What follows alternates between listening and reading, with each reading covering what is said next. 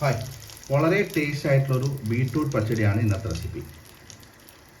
എല്ലാവർക്കും ഇഷ്ടപ്പെടുന്ന എനി ഒക്കേഷനിൽ കഴിക്കാൻ പറ്റുന്ന ഒരു ബീട്രൂട്ട് പച്ചടിയാണ്. അപ്പം നമുക്ക് നേരെ വീഡിയോയിലേക്ക് കിടക്കാം. ബീട്രൂട്ട് പച്ചടിക്കായി ഞാനൊരു മിക്സിയുടെ ജാറിലേക്ക് 1/2 കപ്പ് തേങ്ങ എടുത്തിട്ടുണ്ട്. അതുകൂടാതെ അതിനൊപ്പം തന്നെ 2 പച്ചമുളക് കൂടി ചേർക്കുന്നുണ്ട്.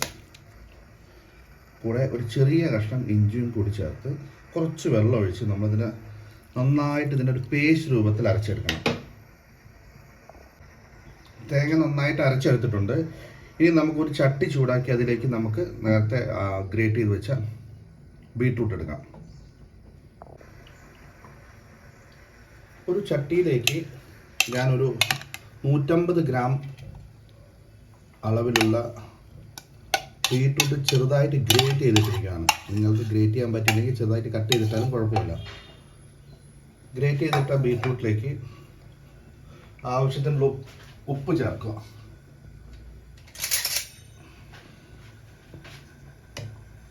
അതിലേക്കുള്ള ആവശ്യത്തിനുള്ള ഉപ്പ് ചേർത്ത് കുറച്ച് വെള്ളം കൂടി ഒഴിച്ച് നന്നായിട്ട് ഒന്ന് വേവിച്ചെടുക്കണം.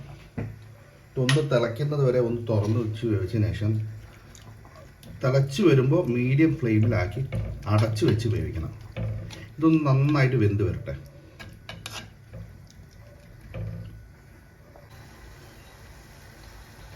ഇനിയിപ്പോൾ തിള വന്ന സമയത്ത് നമ്മളിതിൻ്റെ അടപ്പ് വെച്ച് ഒരു 2 to 3 മിനിറ്റ്സ് നമുക്കൊന്ന് മീഡിയം ഫ്ലെയിമിലിട്ട് ഒന്ന് വേവിച്ചെടുക്കാം.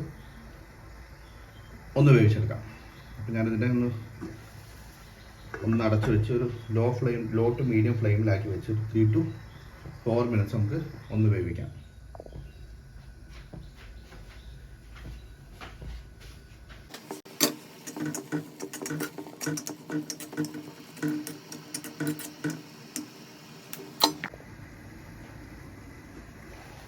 അപ്പോൾ ബീട്രൂട്ട് എല്ലാം നന്നായി വെന്ത് വന്നിട്ടുണ്ട്. ഇതിനിപ്പോൾ 2 to 3 മിനിറ്റ്സ് തുറന്ന് വെച്ച് ഇതിൽ വെള്ളം ഒന്ന് വറ്റുന്നത് വരെ നമുക്കൊന്ന് വേവിച്ചെടുക്കാം. അതിന് കുറച്ച് നേരം തുറന്ന് വെച്ച് വെള്ളം ഒന്ന് കംപ്ലീറ്റ് പോകുന്നത് വരെ ഒന്ന് വേവിച്ചെടുക്കാം.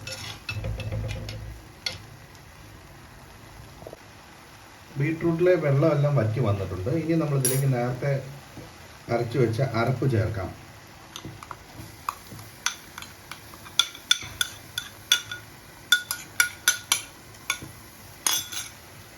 അരപ്പ് ചേർത്തതിന് ശേഷം ലോ ഫ്ലെയിമിൽ വെച്ച് നന്നായിട്ടൊന്ന് ഇതിനെ മിക്സ് ചെയ്തെടുക്കണം.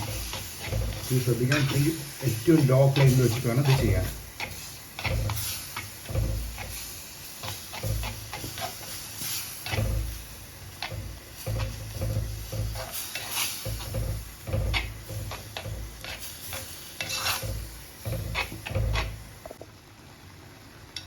ഏകദേശം 1 മിനിറ്റിന് ശേഷം 1-1.5 മിനിറ്റിന് ശേഷം നമ്മുടെ ഈ സ്റ്റവ് ഒന്ന് ഓഫ് ചെയ്തതിന് ശേഷം ഒന്ന് തണുത്തതിന് ശേഷം തീരെ കട്ടയെല്ലാം ഉടച്ചു വെച്ച ഒരു 3/4 കപ്പ് തൈരും കൂടി നമുക്കിതിലേക്ക് ചേർക്കണം. നമുക്കിതിൽ തീ ഓഫ് ചെയ്ത് ഒന്ന് തണുക്കുന്നവരെ വെയിറ്റ് ചെയ്യാം. ഇനി ഇതിലേക്ക് നേരത്തെ എടുത്ത് വെച്ച തൈരും കൂടി, കട്ടയെല്ലാം ഉടച്ചു വെച്ചിട്ട് തൈരും കൂടി ചേർക്കാം.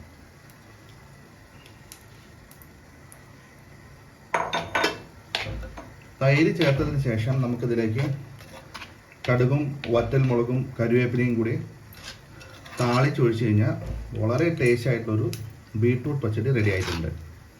എല്ലാവരും ഇതൊന്ന് ട്രൈ ചെയ്യണം. നിങ്ങൾക്ക് ട്രൈ ചെയ്ത് നിങ്ങൾക്ക് ഇത് ഇഷ്ടപ്പെട്ട് കഴിഞ്ഞാൽ എൻ്റെ ചാനൽ ഒന്ന് സബ്സ്ക്രൈബ് ചെയ്യണം. അതുപോലെ തന്നെ തൊട്ടടുത്തുള്ള ബെൽ ബട്ടൺ കൂടി ഒന്ന് പ്രസ് ചെയ്തേക്കണം. നിങ്ങളുടെ വിലയേറെ അഭിപ്രായങ്ങളും നിർദ്ദേശങ്ങളും താഴെ കമൻറ്റ് ബോക്സിലും കൂടി ഒന്ന് അറിയിച്ചേക്കണം.